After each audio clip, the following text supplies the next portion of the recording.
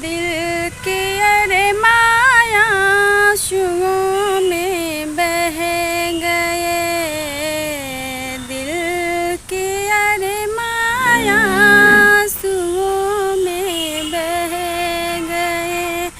हम वफा करके भी तन्हा रह गए, दिल के अरमां आंसुओं में बह गए, दिल के अरमां आंसुओं में बह गए।